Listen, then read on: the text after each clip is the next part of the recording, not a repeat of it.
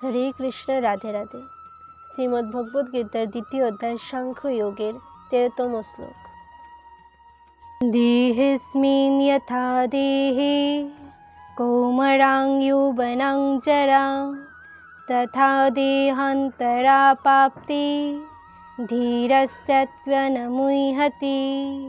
অনুবাদ: দেহের দেহ যেভাবে কৌমার, যৌবন ও জরার মাধ্যমে তার রূপ পরিবর্তন করে চলে, মৃত্যুকালে তেমনি ওই দেহই এক দেহ থেকে অন্য কোনো দেহে দেহান্তরিত হয়।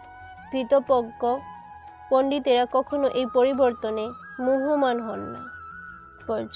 যেহেতু প্রত্যেকটি জীব হচ্ছে একটি স্বতন্ত্র আত্মা, কিন্তু প্রতি মুহূর্তেই প্রত্যেকেই তার দেহ পরিবর্তন করে চলেছে। তার ফলে কখনো সে শিশু, কখনো কিশোর, কখনো যুবক এবং কখনো বৃদ্ধ, এভাবে সে নানা রূপ ধারণ করছে। কিন্তু জীবের প্রকৃত সত্তা আত্মার কোনো পরিবর্তন হয় না। এক সময় দেহটি যখন অকেজ হয়ে যায়, তখন আত্মা সেই দেহ ত্যাগ করে অন্য দেহে ধারণ করে। মৃত্যুর পর জড় অথবা চিন্ময় আরেকটি দেহ প্রাপ্ত হওয়া যখন অবশ্যম্ভাবী, তখন ভীষ্ম, দ্রোণাচার্য আদি আত্মীয় পরিজনদের জন্য শোক করা অর্জুনের পক্ষে নিতান্তই নিরর্থক। বরং তাদের মৃত্যুর কথা ভেবে শোক করার পরিবর্তে তারা আনন্দিত হওয়া উচিত ছিল। কারণ মৃত্যু হলে তারা তাদের জরাগ্রস্ত বৃদ্ধ দেহ ত্যাগ করে নতুন দেহ প্রাপ্ত হবেন এবং নবশক্তি লাভ করবেন। পূর্বকৃত কর্মের ফল অনুসারে জীব নতুন দেহ প্রাপ্ত হয় এবং নানা রকম সুখ ও দুঃখ ভোগ করে থাকে। তাই ভীষ্ম, দ্রোণের মতো মহাত্মারাও যে দেহত্যাগের পর জড়জগতের বন্ধন মুক্ত হয়ে ভগবত ধাম বৈকুণ্ঠে ফিরে যাবেন অথবা স্বর্গলোকে দিব্য দেহ প্রাপ্ত হয়ে নানা রকম সুখ ভোগ করবেন, সেই বিষয়ে কোনো সন্দেহ নেই।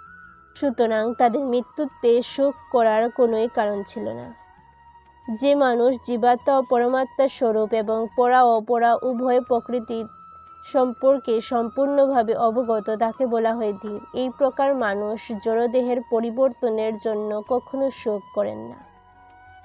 আত্মাকে খণ্ড খণ্ড অংশে বিভক্ত করা যায় না। এই যুক্তিতে আত্মা ও পরমাত্মার একত্ব সম্বন্ধে মায়াবাদীদের যে মতবাদ, তা গ্রহণযোগ্য নয়। পরমাত্মাকে খণ্ড খণ্ড করে বিভক্ত করার ফলে যদি জীবাত্মার উদ্ভব হয়, তবে পরমাত্মা হতেন পরিবর্তনশীল, কিন্তু এই সিদ্ধান্তে পরমাত্মা যে অপরিবর্তনীয় তার পরিপন্থী। গীতাতে ভগবান বলেছেন, পরমেশ্বরের অংশ জীবাত্মা সনাতন এবং তাকে বলা হয় ক্ষুর, অর্থাৎ তার জড়া প্রকৃতিতে পতিত হবার প্রবণতা তাকে। জীবাত্মা পরমাত্মারই অংশ এবং জড়বন্ধন থেকে মুক্ত হবার পরেও সে পরমাত্মার অংশরূপে বর্তমান থাকে। তবে মুক্ত হবার পর সে সৎ, চিৎ ও আনন্দময় দেহপ্রাপ্ত হয়ে ভগবত ধামে ভগবানের সাহচর্য লাভ করে। জলে যখন আকাশের প্রতিফলন দেখা যায়, তখন তাতে সূর্য, চন্দ্র এমনকি তারাদেরও পর্যন্ত দেখা যায়। তারাগুলিকে জীবাত্মার সঙ্গে তুলনা করা চলে এবং সূর্য অথবা চন্দ্রকে পরমেশ্বরের সঙ্গে তুলনা করা চলে। অর্জুন হচ্ছেন স্বতন্ত্র অনুচৈতন্য বিশিষ্ট জীবাত্মা এবং বিভু চৈতন্য পরমাত্মা হচ্ছেন ভগবান শ্রীকৃষ্ণ। জীবাত্মা ও পরমাত্মা সমপর্যায়ভুক্ত নয়।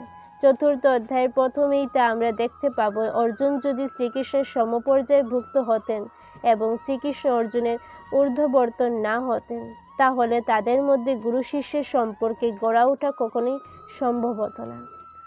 তারা দুজনেই যদি মায়ার ধারা মহাচ্ছন্ন হতেন, তাহলে একজন উপদেষ্টা এবং অন্যজন উপদেশ গ্রহণকারী হওয়ার কোনো প্রয়োজন ছিল না। এই প্রকার উপদেশ অর্থহীন হয়ে পড়ে, কারণ মায়ার কবলিত কেউ প্রামাণিক উপদেষ্টা হতে পারে না। এই অবস্থান আমাদের স্বীকার করতে হবে যে শ্রীকৃষ্ণ হচ্ছেন পরমেশ্বর ভগবান, যিনি জীব থেকে অতি ঊর্ধ্বে অবস্থিত, আর অর্জুন হচ্ছে বিস্মরণশীল আত্মা, যে মায়া দ্বারা মোহিত। মাত্রা স্পর্শাস্ত কুন্তৈঃ শীতষ্ণু সুখ দুঃখদাঃ আগমাপায়িনো নিত্যাস্তাং স্থিতিক্ষব ভারত। অনুবাদ: হে কুন্তেয়, ইন্দ্রিয়ের সঙ্গে বিষয়ের সংযোগের ফলে অনিত্য সুখ ও দুঃখের অনুভব হয়। সেগুলি ঠিক যেন শীত ও গ্রীষ্ম ঋতুর গমনাগমনের মতো। হে ভরতকুল প্রদীপ, সেই ইন্দ্রিয়জাত অনুভূতির দ্বারা প্রভাবিত না হয়ে সেগুলি সহ্য করার চেষ্টা করো। তাৎপর্য: মানব জীবনের প্রকৃত কর্তব্য সম্পাদন করতে হলে মানুষকে সহনশীলতার মাধ্যমে বুঝতে হবে সুখ ও দুঃখ কেবল ইন্দ্রিয়ের বিকার মাত্র। শীতের পর যেমন গ্রীষ্ম আসে, তেমনি পর্যায়ক্রমে সুখ ও দুঃখ আসে। সত্যকে উপলব্ধি করে দুঃখে ও সুখে অবচলিত থাকাই মানুষের কর্তব্য। বেদে নির্দেশ দেওয়া আছে খুব সকালে স্নান করা উচিত। যে শাস্ত্রের অনুশাসন মেনে চলে সে মাঘ মাসের প্রচণ্ড শীতেও খুব ভোরে স্নান করতে ইতস্ত করে না। তেমনি গ্রীষ্মকালে প্রচণ্ড গরমেও গৃহিণীরা রান্না করা থেকে বিরত থাকেন না।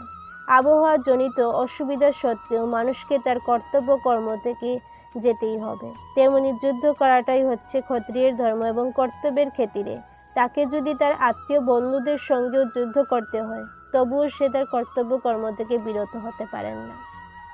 শাস্ত্র নির্ধারিত অনুশাসন মেনে চলাটাই হচ্ছে সভ্য মানুষের লক্ষণ। এই অনুশাসন মেনে চলার ফলে মানুষই বুদ্ধিমত্তার বিকাশ হয় এবং সে তখন ভগবত তত্ত্ব জ্ঞান লাভ করতে সক্ষম হয়। এই জ্ঞানের প্রভাবে তার হৃদয়ের ভগবত ভক্তি সঞ্চার হয় এবং ভগবানের প্রতি তার এই আন্তরিক ভক্তি তাকে মায়ার বন্ধন থেকে মুক্ত করে। এই শ্লোকে অর্জুনকে কন্তেয় ভারত নামে সম্বোধন করাটা খুবই তাৎপর্যপূর্ণ। তাকে কন্তেয় নামে সম্বোধন করার মাধ্যমে ভগবান শ্রীকৃষ্ণ তার মৃত্যুকুলের মহান রক্তের সম্পর্ক স্মরণ করিয়ে দিয়েছেন এবং ভারত নামে সম্বোধন করে তার পিতৃকুলের মুহূর্তের কথা স্মরণ করিয়ে দিয়েছেন। উভয় দিক থেকে তিনি সুমহান বংশজাতি ছিলেন। মহৎ বংশে জাত পুরুষ কখনোই তার কর্তব্য কর্ম থেকে বিচ্যুত হন না। তাই শ্রীকৃষ্ণ তাকে জানিয়ে দিলেন তার বংশ গৌরবের কথা স্মরণ করে তাকে যুদ্ধ করতেই হবে। ইয়ং হি না বেথয়ন্তে পুরুষং পুরুষার্ষভঃ সমদুঃখ সুখম ধীরম সামিত্বত্বায় কল্পতে। অনুবাদ: হে পুরুষ শ্রেষ্ঠ, যে জ্ঞানী ব্যক্তি সুখ ও দুঃখকে সমান জ্ঞান করেন এবং শীত ও উষ্ণ আদি দ্বন্দ্বে বিচলিত হন না, তিনি মুক্তি লাভের প্রকৃত অধিকারী। তাৎপর্য: যে মানুষ সুখে দুঃখে সম্পূর্ণ অবিচলিত থেকে তার প্রাথমিক উন্নতি সাধন করতে দৃঢ় প্রতিজ্ঞ হন, তিনি অনায়াসই এই ভবযন্ত্রণা থেকে মুক্তি লাভের যোগ্য হন। কিন্তু যে মানুষ তার জীবনকে সার্থক করে তুলতে চান, তিনি সমস্ত রকম অসুবিধা সত্ত্বেও এই সন্ন্যাস আশ্রম গ্রহণ করতে দ্বিধা করেন না। সন্ন্যাস আশ্রম গ্রহণ করলে মানুষকে তার সব রকম পারিবারিক বন্ধন ছিন্ন করতে হয়। স্ত্রী পুত্র পরিজনের এই বন্ধন মুক্ত হওয়া খুবই কষ্টকর। কিন্তু যিনি এই বন্ধন থেকে মুক্ত হতে পারেন, নিঃসন্দেহে তার প্রাথমিক জীবন সার্থক হয়ে ওঠে এবং অচিরেই তিনি ভগবত দর্শন লাভ করেন।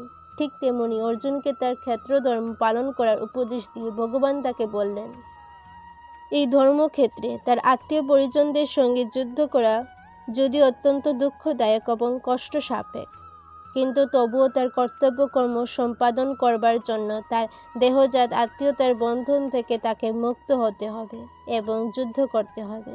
শ্রী চৈতন্য মহাপ্রভু 24 বছর বয়সে সন্ন্যাস গ্রহণ করেন। ঘরে তখন তার যুবতী স্ত্রী এবং বৃদ্ধা মাতা ছিলেন। তাদের দেখাশোনা করার জন্য কেউই ছিল না, কিন্তু তা সত্ত্বেও মহত্তর উদ্দেশ্যে সাধন করবার জন্য তিনি তাদের পরিত্যাগ করে সন্ন্যাস ধর্ম গ্রহণ করেন। মায়ার বন্ধন থেকে মুক্ত হবার এই হচ্ছে উপায়।